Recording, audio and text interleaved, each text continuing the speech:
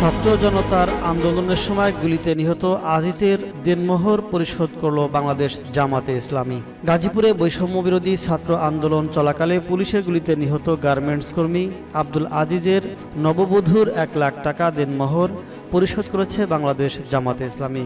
সোমবার ২ সেপ্টেম্বর জামাতের শেরপুর জেলার নকলা উপজেলা আমির গোলাম সরোয়ার নিহতের স্ত্রী হোসনা বেগমের হাতে বিয়ের কাবিন বাবদ দেনমোহরের ১ লাখ টাকা তুলে দেন। তিনি উপজেলার চর অষ্টধর ইউনিয়নের মৃত মোজাম্মেল হক এর মেজ ছেলে।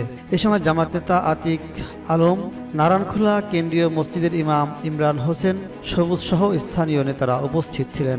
পরিবার সূত্র জানা গেছে, আজিজ গাজীপুরের বাসন থানা এলাকার একটি গার্মেন্টস কারখানায় চাকরি করতেন। গত ৫ আগস্ট গাজীপুরে তার কর্মস্থলের কাছেই চলে ছাত্র আন্দোলন। এ সময় তিনি তার নিজ মোবাইল দিয়ে ছাত্র আন্দোলনের ভিডিও করছিলেন। এতে পুলিশের ছোড়া রাবার বুলেট তার গায়ে লাগে। পরে তার এক সহকর্মীর সহযোগিতায় ঢাকা মেডিকেল কলেজ হাসপাতালে তাকে নিয়ে যাওয়া হয়।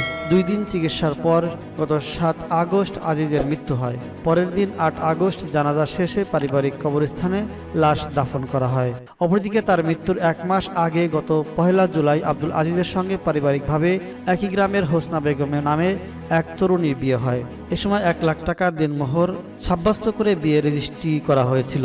তার লক্ষ্য ছিল আগস্ট মাসের বেতন ভাতা নিয়ে বিয়ের আয়োজন সম্পন্ন করবে, কিন্তু তার মৃত্যুতে দেনমোহর পরিশোধ হয়নি। পরে দেনমোহর পরিশোধের উদ্যোগ নেয় উপজেলা জামাতে ইসলামী। নকলা উপজেলা জামাতের আমির গোলাম সরোয়ার বলেছেন, স্ত্রী হোসনা বেগমের দেনমোহর ইসলামী শরিয়া মোতাবেক পরিশোধ করার বিধান রয়েছে। তাই শহীদ আব্দুল আজিজের কাবিনের এই দেনমোহর পরিশোধ করে তাকে দায়মুক্ত করা হয়েছে।